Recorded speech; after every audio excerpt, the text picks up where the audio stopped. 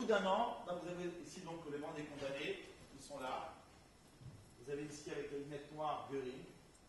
Et au bout d'un an, finalement, le tribunal militaire rend son jugement. J'ai ici donc le tableau qui relate les jugements rendus par le tribunal militaire international. Vous avez ici à gauche la liste des accusés et à droite les condamnations. Or, on peut voir qu'il y a réellement un cocktail de condamnations. Certains comme Göring ont été condamnés carrément à mort. D'autres, prison à perpétuité. D'autres carrément été acquittés. D'autres 20 ans de prison. D'autres 10 en prison. D'autres 15 prisons, etc. D'après vous, combien d'entre eux ont été condamnés à mort? 11, exactement. 1, 2, 3, 4, 4, 5, 5 et 3, 8, 8 et 3. 11 condamnés à mort. Ensuite, pendant un mois, les jurés vont délibérer comment est-ce qu'on allait tuer ces condamnés à mort. Est-ce qu'on les pendrait? Pardon. À l'origine, il faut comprendre, on est en Allemagne. En Allemagne, les condamnés à mort doivent être guillotinés.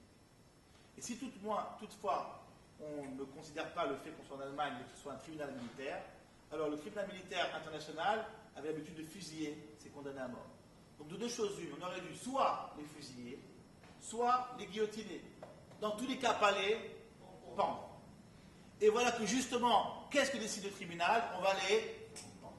Consternation générale qui, jusqu'à aujourd'hui, tous les historiens qui se sont penchés sur le procès de Nuremberg se sont posé la question, effectivement, pourquoi est-ce qu'on les a pendus? Ça n'avait pas de sens. On aurait dû soit les fusiller, soit les guillotiner. Et pourtant, ils ont été pendus. Voici la réaction des... C'est écrit en tout petit, je m'excuse. Alors, je vous le lis. Là, c'est un journal d'histoire qui nous dit comme ça. 11 condamnations à la peine capitale. Jodl exprime le sentiment général. La mort par pendaison. Cela, du moins, je ne le méritais pas. C'est-à-dire qu'effectivement, ils avaient été surpris. Ils savaient qu'ils devaient mourir. Et ils ne pensaient pas devoir être pendus. Ensuite, les soldats américains ont tout mis en œuvre pour que finalement ces pendaisons se réalisent. Et comme vous le voyez ici, là sur la photo, on a des soldats américains qui surveillent les cellules des condamnés 24 heures sur 24. La surveillance se relâche ni le jour ni la nuit. Vous avez ici à gauche un soldat américain qui surveille la cellule de Göring. Et pourtant, 2 heures avant d'être pendu, Göring réussit à avaler une pilule de cyanure et se suicide. Et on se retrouve donc à 2 heures de l'exécution avec plus que 10 condamnés à la potence. Tout ça s'est passé quand? La date, c'était quand tout ça? Alors c'était le 21 Tishri de l'année, le 16 octobre 1946, qui était le 21 Tishri de l'année 5707. 21 Tishri, c'est le jour de Hoshana Rabbah, dernier des grands jours redoutables des jugements, et le jugement de Rosh Hashanah, Kippour, et ensuite celui qui concerne l'ensemble de l'humanité, le dernier, en général, qui est favorable au peuple juif, qui est défavorable au goyim.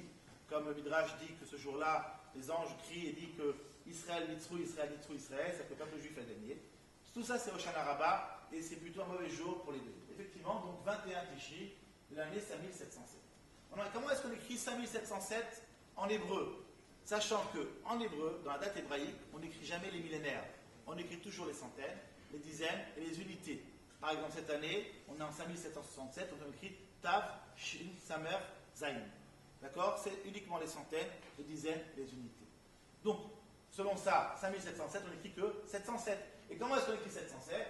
Tav, c'est 400, Shin, c'est 300, et Zayin, 7. 707, ça vous dit quelque chose?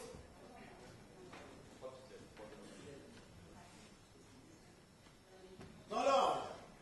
Tav, Shin, Zayin. La date du procès de Nuremberg, qui a condamné et envoyé 10 criminels descendants de Esav à la potence, écrit 2500 ans avant, dans la page qui relate la pendaison des 10 fils d'Aman.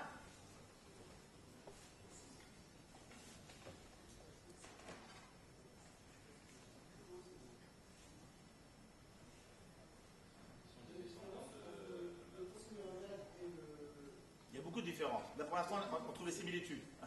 Je ne sais pas si... Nous ne savons pas qui est ça, d'accord? En tout cas, ceux-là, oui, certainement. Les Allemands, les Américains, j'en sais rien. D'accord, mais en tous les cas, on ne cherche pas vraiment les différences, on cherche les points communs. Les différences, il y en a encore beaucoup. il mesurait 1m70, toi 1m50. D'accord, on ne cherche pas les différences, on cherche les points communs. Il y a une date ici, une date qui nous parle vraiment. Donc, Tafshin Zayin, clairement, écrite. Non, il manque quelque chose ici, c'est quoi? Hein? Le Vav. Le problème, c'est que comme on n'écrit pas les millénaires, alors on ne sait pas finalement quel millénaire. Le deuxième, le troisième, le quatrième, pas le deuxième, c'était l'histoire de Purim, c'était déjà bien après. Donc, alors le quoi? Le quatrième millénaire, le cinquième millénaire ou le sixième millénaire? Le Vav, c'est 6. Sixième millénaire. 5707. Bon, si on avait marqué en petit le Vav, on l'aurait compté dans quoi? Dans la date. Donc ça aurait fait, au lieu de 707, on aurait trouvé combien? 713. Donc il fallait l'écrire, mais l'écrire différemment. Donc on l'a écrit, mais on l'a écrit en grand. Donc le grand Vav à côté. Tav, Shin, Zayin, et le grand Vav pour dire le millénaire. 5707. Alors, est-ce que nous sommes les seuls à avoir fait d'abord ce premier rapprochement entre, justement, le procès de Nuremberg et la pendaison d'édifice d'Aman? Regardez-le.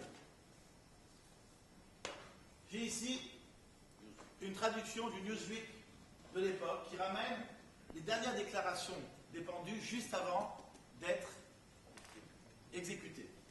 Alors, je prends le dernier.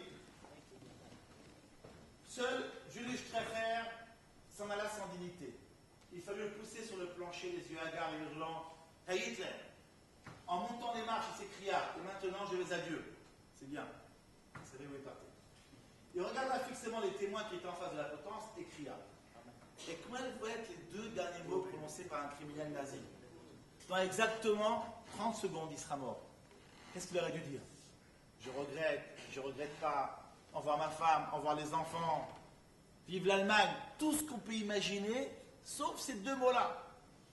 Ce criminel nazi, avant de mourir, dit deux mots. Et cria à la face du monde, Purim, 1946. Au même moment, et dans un bruit sec, la trappe s'entrouvrit sous ses pieds. Et voilà que Julius Streicher lance un message et un mystère pour l'humanité. Il nous fait rapprochement. Purim, cette fois-ci, avec une date. Tav, Shin, Zayin, 5707. Alors, ça a été la consternation chez les journalistes. Qu'est-ce qu'a voulu dire effectivement Julius Streicher? J'ai ici plusieurs coupures de journaux. Un journal argentin de l'époque, donc reprend effectivement ici. Il y en a qui parlent espagnol ici? Ça c'est tout trop petit, je veux dire pour vous. Alors, Purim Fies 1946. Purim es la fiesta judía qui se celebra en el mes de septiembre. Ça c'est avec l'accent. En français ça donne ça.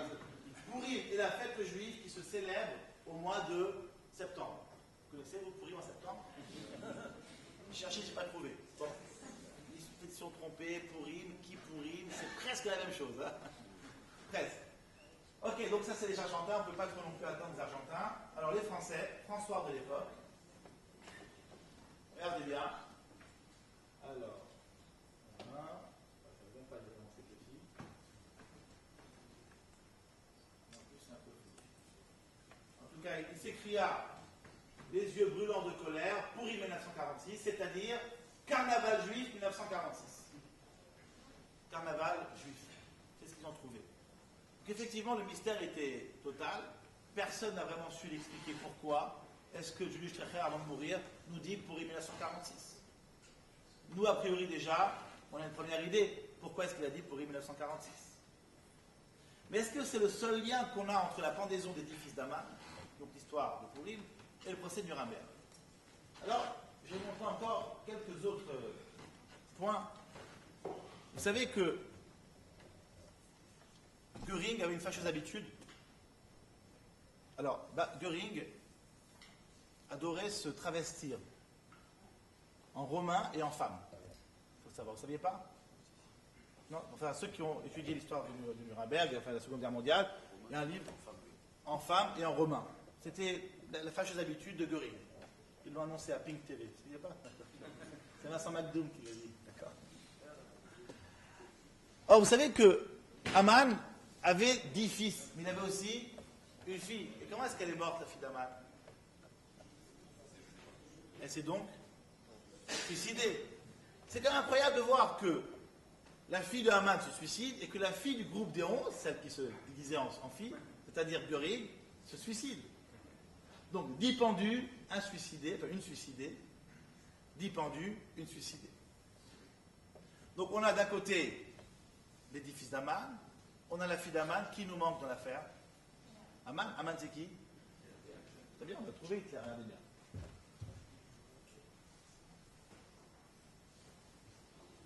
Sur un journal suisse,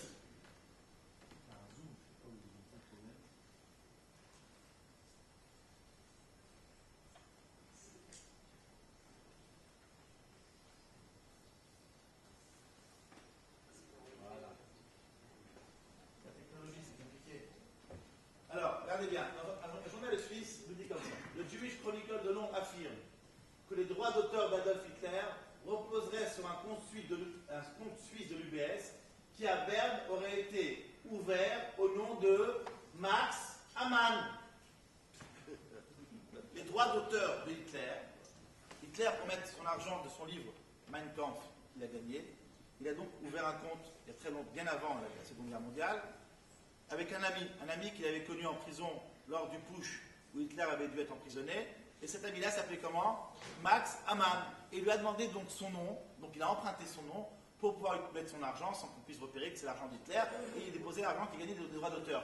Donc, comment s'est identifié Hitler lui-même? Par le nom qu'il a choisi, c'était lequel? Max Amann. Similitude parfaite. On retrouve Hitler, donc Amann, la fille et l'édifice. On en va voir un petit peu philosophiquement.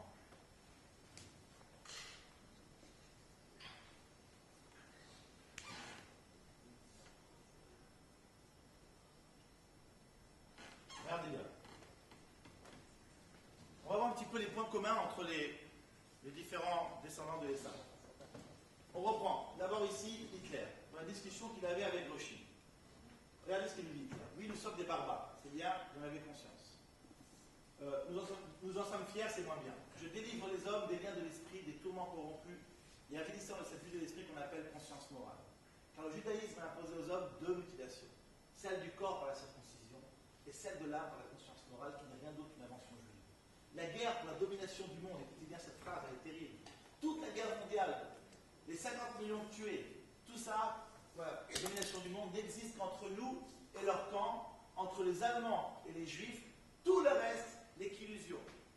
Et qu'est-ce qui nous dérange chez les Juifs? Deux choses, la conscience morale et la circoncision. À la limite, la conscience morale, je comprends.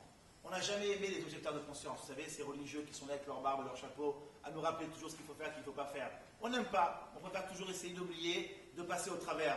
Donc on n'aime pas les Juifs parce qu'ils sont toujours, soi-disant, ils sont là pour nous apprendre la bonne morale, c'est eux qui, le peuple élu, etc., etc. Donc on comprend la réaction d'Hitler. Mais la circoncision, en quoi ça pouvait déranger? Toute la guerre pour la domination du monde, les 50 millions de tués à cause de quoi? La circoncision. Mais c'est notre problème si on circoncit nos enfants. Pourquoi ça dérange tellement Hitler? Ça c'était, regardez bien, donc ça on avait dit, on l'a vu, c'était Hitler. On a donné Amalek lui-même. Souviens-toi, donc dans le Deutéronome, souviens-toi de ce que tu as fait Amalek lors de votre voyage au sortir de l'Égypte, comme il t'a surpris chemin faisant, et s'est jeté sur tous tes traînards par derrière. Ça c'est la traduction du rabbinat sur le terme Vaïzanev de Tra. Vaïzanev, c'est quoi? Ceux qui sont à la queue, donc c'est les traînards. Le Midrash traduit différemment. Il se jetait sur tous les traînards aux extrémités, il les a frappés aux extrémités.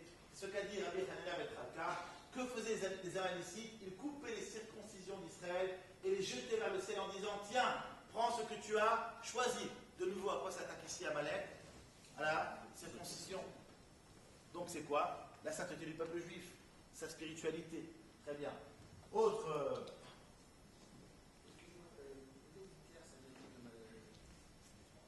Lequel? Ça, c'est ramené par l'encyclopédie hébraïque sur le livre Hitler du temps Rothschild, Sichot im Hitler. Si vous cherchez dans le thème Rothschild, d'accord, ça a été repris des discussions qu'il avait entre donc Rothschild et Hitler. Ce qu'il avait dit, c'est ramené dans l'encyclopédie hébraïque sur RR antisémite. Vous cherchez antisémite. Je suis pas sûr, hein. Oui, expert from Rothschild, intimate conversation with Hitler durant the early years of the war. Pendant les années de guerre, les conversations qu'avait Hitler avec Rothschild.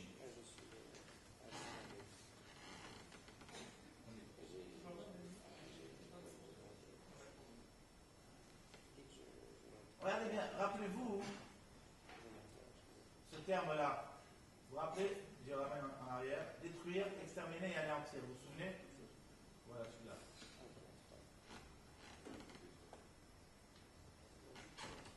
On avait dit qu'il y avait trois termes chez Aman. Et détruire, exterminer et anéantir. Alors, un, on l'a vu, c'était prendre les cadavres et les brûler. L'autre, c'est pour dire effectivement qu'il fallait les tuer. Et le premier, regardez ce que dit Lord Domina il y a 250 ans. Projet initial d'Aman. C'est quoi les détruire? Chez l'Ixor, Xerot Shmad, faire toutes sortes de décrets d'ordre spirituel. C'est-à-dire les empêcher d'accomplir leur spiritualité. Chez le Yaskuba Torah, empêcher d'étudier la Torah. Chez le Ishlomu Shabbatot Yamim Tovim, empêcher de faire le Shabbat. Chez le Yikaimu Mitzvah Mila, empêcher de faire la mitzvah, de faire la Mila. Mais chez le Yikaimu Tfilim, empêcher de mettre le Tfilim. On retrouve la Mila. Et on retrouve en fait tous les symboles du peuple juif, c'est-à-dire quoi? L'étude de la Torah, le Shabbat, la Brit Mila et les Tfilim. C'est-à-dire que qu'est-ce qu'avait compris ici Aman? Que tu ne pourrais pas venir à bout du peuple juif uniquement en le tuant matériellement. Il ne suffira pas de le détruire physiquement, de brûler son cadavre dans les fours crématoires, mais si tu veux vraiment venir à bout du peuple juif, le seul moyen c'est quoi? Les détruire aussi spirituellement. Ça c'est ce qu'avait compris Aman. C'est ce qu'avait compris Amalek. Qu'est-ce qu'il a fait Amalek en coupant une circoncision? Symbole de la spiritualité d'Israël. Il avait compris que pour venir à bout du peuple juif, il fallait aussi le tuer spirituellement. Hitler aussi l'avait dit, et je vous montre maintenant, rapidement, je vais faire vite, un passage rapide. On va trouver Hitler à la fin. Hitler lui-même.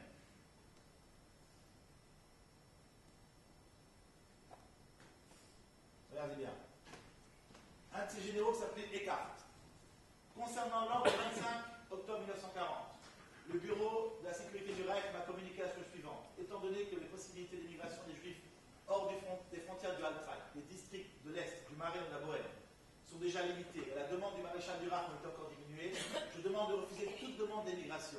Une émigration de Juifs de l'Est entraînerait une régénération spirituelle. Écoutez bien ce qu'avaient compris les nazis pendant la Seconde Guerre mondiale.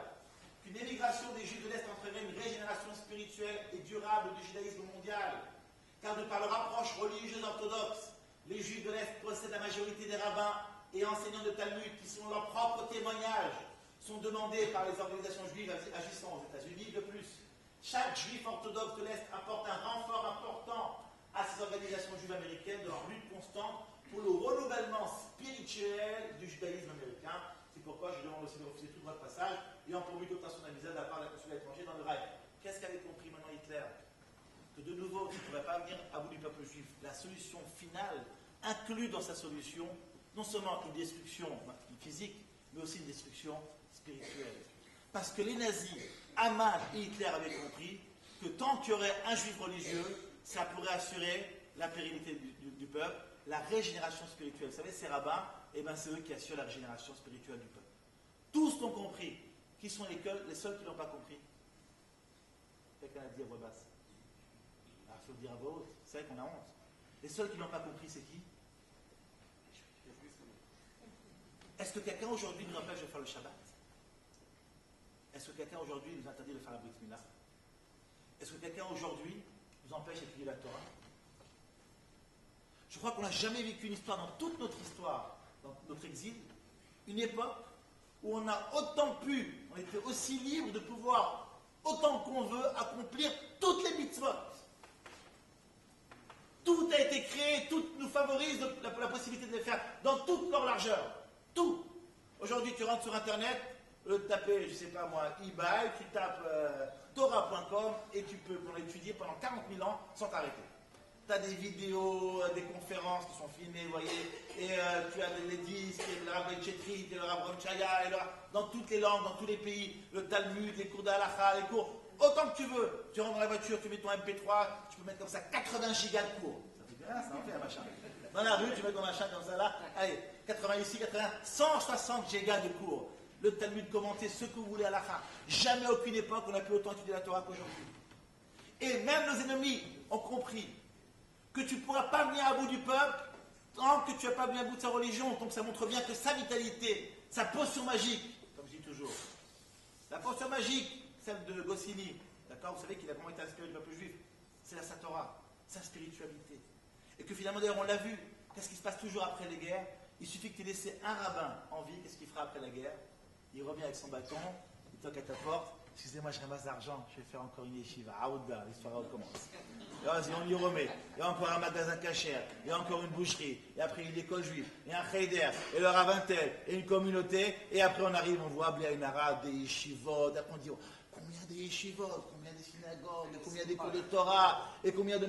200 restaurants cachers en France aujourd'hui, 200 restaurants. Le pauvre un juif, l'humain qui va manger pas cachère, il marche pas kilomètres. Ah pardon, un goy qui veut manger pas cachère, c'est difficile le pauvre. Il descend chez lui comme ça, cachère, sushi, cachère, pizza, cachère. Bah, il marche, il va peut-être en province, il va trouver un restaurant pas cachère. Ça c'est quoi? C'est la force de l'entêtement de quoi? La spiritualité. Et ça on l'a vu à travers tout, maintenant tous les exils. Il suffit que tu laisses un petit noyau d'entêté, ces irréductibles rabbins qui sont avec leur potion magique et qui font que bon, on voit que ça n'arrête pas. Dieu bénisse. Mais du monde entier, les gens reviennent à la Torah. Et pourquoi? Parce que justement, il y a eu ces gens, il y a des sarcelles, c'est vraiment un exemple extraordinaire. Ah, Rav Israël, qui est venu il y a combien de temps ici? Zechat Sadik Livracha, il y a 30 ans, 35 ans. Il est venu sa yeshiva. Regardez un petit peu la transformation qu'il a fait. Et la moitié du temps, il a été malade. Ça, c'est la force. Quand quelqu'un vient avec une conviction profonde, un message spirituel, rien ne peut l'ébranler. Hitler l'avait compris. Aman avait compris. Amalek a compris. À nous de comprendre, d'en profiter. Dieu merci, vous êtes réunis ici. Vous avez sûrement des amis, des cousins, des proches qui, eux, n'ont pas la possibilité. Il faut les pousser. Offrez-leur des cassettes. Chaque anniversaire, vous offrez le coffret complet, le pack de Shalom Bayim, de Rabbi Jetri, le pack ça, le pack ci, et envoyez. C'est tout. C'est même des fois plus rigolo que Gad Elmaleh. Donc, il faut essayer, d'accord? Très bien. Continuons. Ça, c'était sur la partie attaquant Israël. Alors là, on va arriver carrément au conflit israélo-palestinien. Donc c'est très instructif parce que ça nous concerne dans cette époque la plus récente. Alors je commence par ce témoignage de fameux Joseph sur la terre d'Israël il y a 2000 ans. Donc il l'a décrite. Regardez ce qu'il nous écrit sur la terre d'Israël il y a 2000 ans. Un historien qui a vécu donc avec Israël. Il dit comme ça. La région tout entière est fertile, riche en pâturage, plantée d'arbres de toutes espèces, de sorte que l'homme le plus paresseux pour les travaux de la terre se sent une vocation d'agriculteur devant de telles facilités. De fait, toute la surface est cultivée par les habitants. Dans une parcelle laissée en friche. Les villes sont semées de rues et les très nombreux bourgs sont partout une population très dense du fait de la fertilité du sol, au point que le plus petit d'entre eux compte plus de 15 000 habitants. La Samarie. Alors, la Samarie, la terre s'y laisse facilement travailler, elle est fertile. Toutes les deux sont couvertes d'arbres, regorgent de fruits sauvages et cultivés. Elles ne sont nulle part bien fournies en rivière par la nature, mais s'y pleut abondamment. L'eau de source est remarquablement douce, et grâce à l'abondance des beaux pâturages, le bétail qui donne plus de lait qu'ailleurs. La meilleure preuve de leur vertu, de leur richesse à toutes les deux, c'est la densité de la population. Qu'est-ce qu'on nous décrit ici? Une terre extrêmement riche, fertile. Ça, c'est il y a 2000 ans. Maintenant, je vous lis un autre témoignage, 2000 ans plus tard, celle de Mark Twain, au début du XXe siècle, lors de son voyage en Israël. Regardez. Même terre, un pays désolé, qui bien que plus que suffisamment riche, ne produit que ronces et charbon. Une étendue de deuil silencieux. Il y a une telle désolation qu'on ne peut même pas imaginer que la beauté et la productivité de la vie aient autrefois existé. Nous sommes arrivés sans encombrement de bord. Durant la journée entière, nous avons vu arbres qui vivent. Il n'y avait nulle part le moindre arbre ou buisson. Même l'olivier et le cactus, ses amis fidèles du sol désertique, étaient presque totalement absents. La terre d'Israël est assise avec le sac et la cendre. Il placerait une malédiction qui ravageait ses champs et entravait de chaînes ses arbres potentialités. La terre d'Israël est désertique, dénuée de tout attrait. Elle est plus considérée comme faisant partie du monde. Elle est réservée à la poésie et à la légende. C'est un pays de rêve. Est-ce que c'est la même terre là? Comment est la terre ici? Désolé. 2000 ans avant, hyper fertile. 2000 ans plus tard, désolé. Question, mesdames et messieurs. Est-ce que, humainement parlant, on peut imaginer, est-ce qu'un homme aurait pu prévoir qu'une terre aussi fertile que l'avait décrite Flavius Joseph se transforme en terre aussi désolée que l'a décrite ici Mark Twain? Est-ce que c'est humain comme transformation? Tout le monde dort? On ferme? Alors répondez, c'est humain ou c'est pas humain? C'est pas logique, d'accord? Imaginez maintenant que je vous dise, dans 200 ans, les Alpes, la Normandie seront aussi désertiques que le Sahara. Ça a un sens, ça n'a pas de sens. Pourquoi? Ça n'a pas de sens. Pourtant, quelqu'un l'avait écrit noir sur blanc. Qui l'avait écrit noir sur blanc? La Torah avait dit noir sur blanc que le jour où on quitterait la terre d'Israël, elle serait complètement désolée. Je ferai de vos villes des ruines, de solitude et je ne respirerai point vos parfum. Puis moi-même, je désolerai cette terre, si bien que vos ennemis qui l'occuperont seront stupéfaits. Et vous, je vous disperserai parmi les nations, et je vous poursuivrai l'épée haute. Votre pays restera solitaire, vos villes resteront ruinées. Qu'est-ce qu'on voit? Que Dieu avait écrit le jour où on quitte la terre d'Israël, elle devient complètement désertique. C'était écrit, ça s'est réalisé. D'après vous, c'est une bonne chose ou une mauvaise chose que la terre soit désolée lorsqu'on la quitte?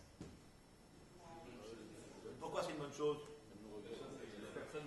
Parce qu'imaginez qu'on serait revenu après 2000 ans, déjà comme ça désert, on a eu des problèmes comme ça avec les Palestiniens. Alors imaginez qu'on serait revenu après 2000 ans et que ça aurait été fertile. Pendant 2000 ans, ça aurait été la paix vers l'or. On serait revenu, on aurait trouvé tout. Des Chinois, des Vietnamiens, des Africains, belle ville. Ils auraient affiché complet. D'accord? Donc qu'est-ce qu'a fait Hachem? Il a dosé la terre de façon à ce que quoi? Parce que personne ne puisse finalement y rester longtemps. Et d'ailleurs, les plus longtemps, ils sont restés 70 ans, on y reviendra, pour que finalement, lorsqu'on revienne, la terre puisse nous y attendre. C'est ce que nous dit Nachmanide. De même, ce qui est dit ici, et que vos ennemis, elle sera une terre désolée, est une bonne nouvelle, car elle proclame que pendant toutes nos exils, la terre n'acceptera pas nos ennemis. C'est aussi pour nous une grande preuve, une grande assurance, que depuis que nous en sommes partis, elle n'a accepté aucun peuple. Tous ont tenté de coloniser. Pendant 19 fois, on a attaqué Israël sans succès. Les plus longtemps, ceux qui sont restés là-bas, c'était les croisés, 70 ans, dans la ville d'Akko, qui est la frontière nord du peuple de la terre d'Israël.